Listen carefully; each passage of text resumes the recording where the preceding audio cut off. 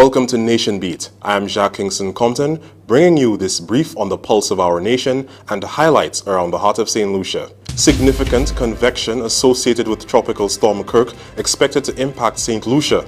For the fifth consecutive time, St. Lucia is crowned the Caribbean's leading honeymoon destination. Prime Minister the Honourable Allen Chastanet to address the vulnerability of SIDS at the UN General Assembly. And the Rotary Club of St. Lucia strengthens its base of youth volunteers.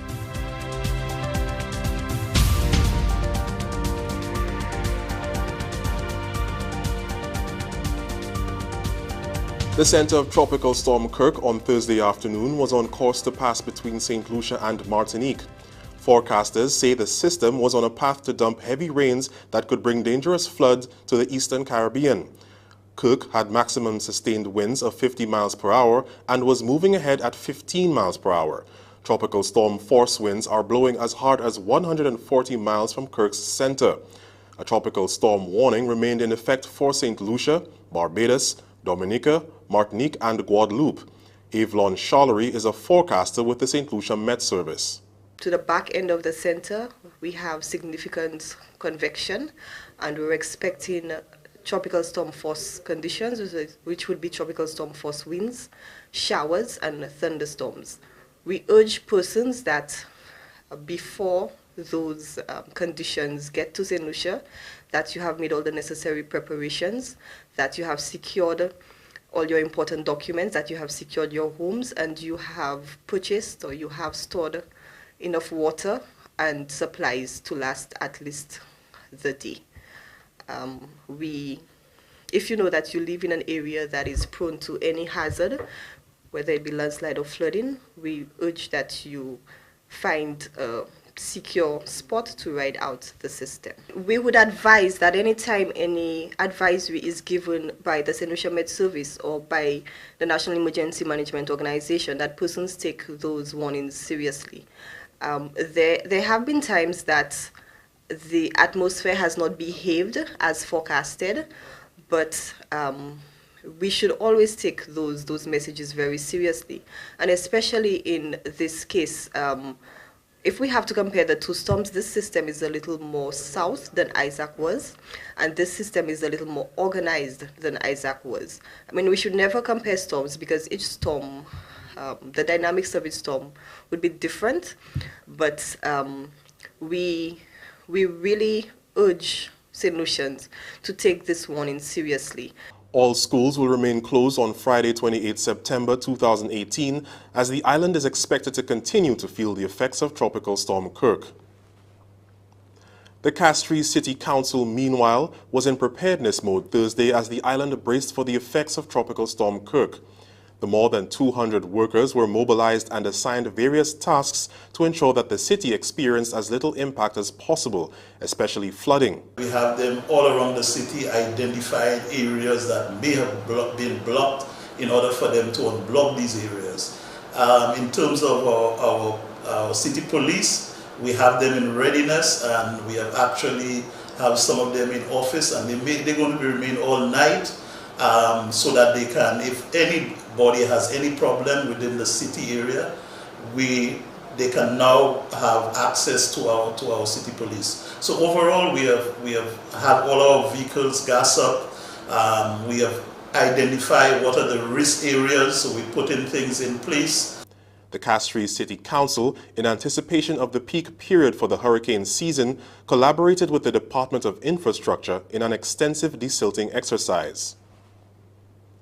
From the gloom of the weather to some upbeat news, St. Lucia has won the award for the Caribbean's leading honeymoon destination at the 25th Annual World Travel Awards. The awards ceremony celebrates some of the finest travel brands in the Caribbean and North America. This is the 9th time the island has won the award in 10 years, and the win represents St. Lucia's 5th consecutive title as Caribbean leading honeymoon destination. The St. Lucia Tourism Authority says romance has helped to establish the St. Lucia brand and continues to be a significant niche market for the destination.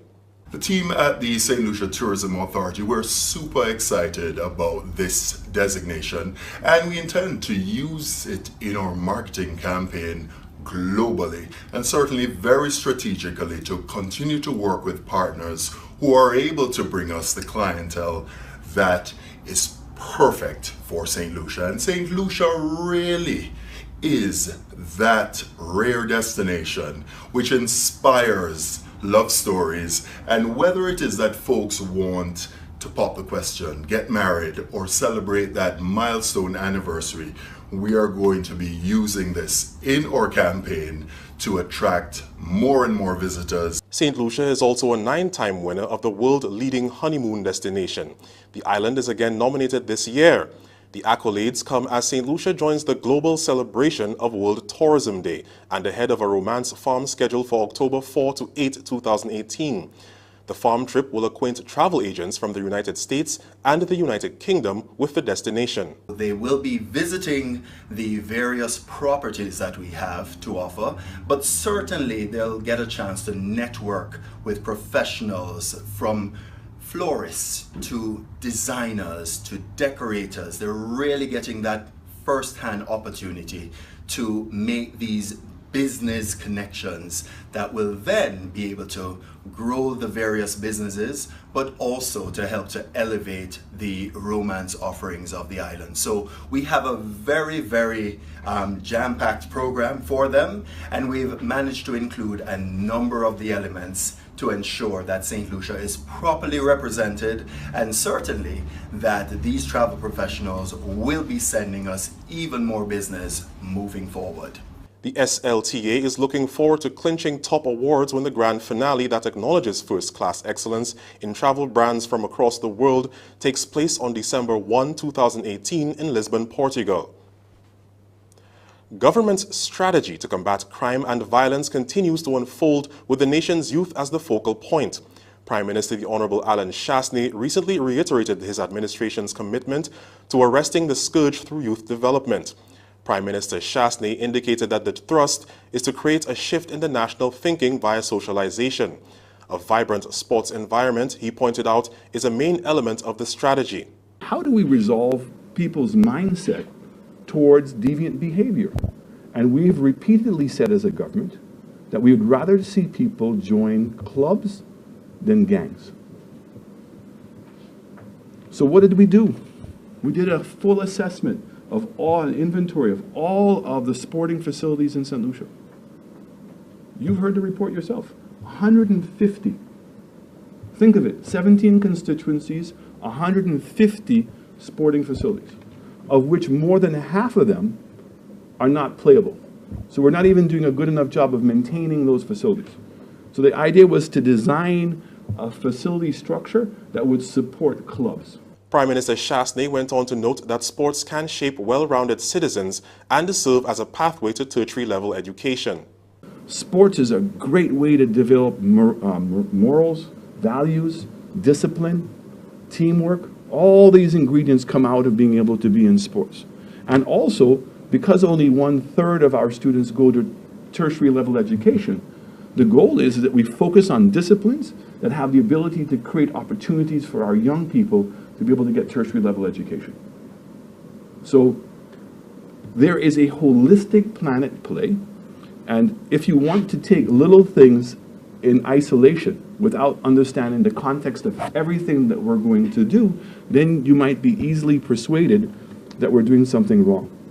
Meanwhile, the Rotary Club of St. Lucia is strengthening its base of youth volunteers.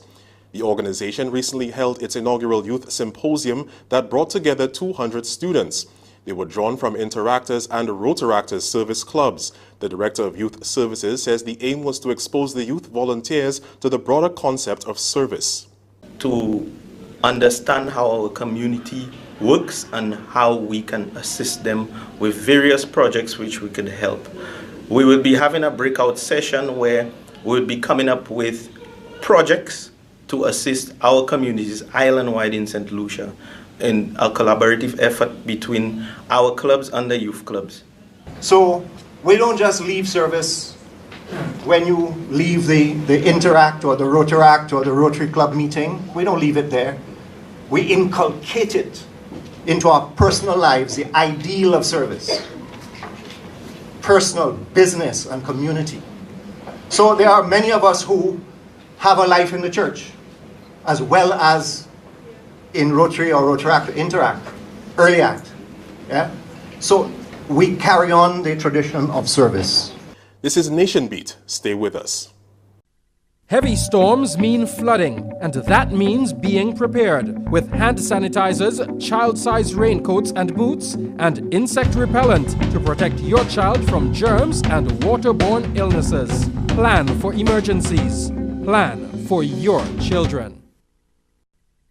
When disaster strikes, pharmacies and polyclinics will be closed, so you'll need to have a complete first aid kit on hand to be prepared to handle your child's medical emergencies. Plan for emergencies. Plan for your children. Welcome back. Prime Minister the Honourable Allen M. Chastanet continues to champion the cause of middle-income countries and the Small Island Developing States, or SIDS, at the 73rd session of the United Nations General Assembly in New York.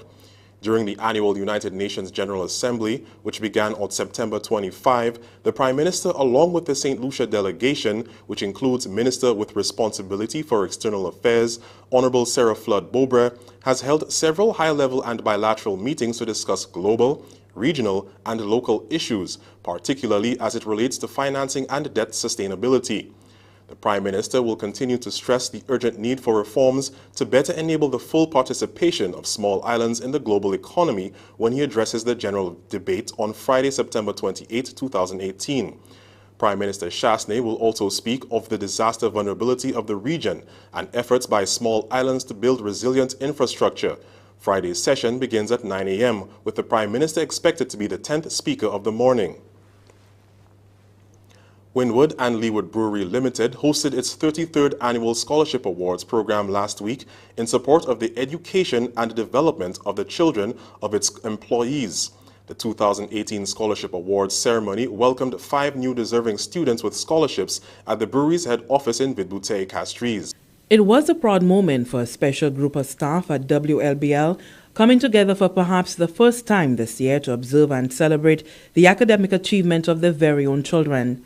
Wynwood and Leeward Brewery Limited began its scholarship program for the children of its employees in 1985.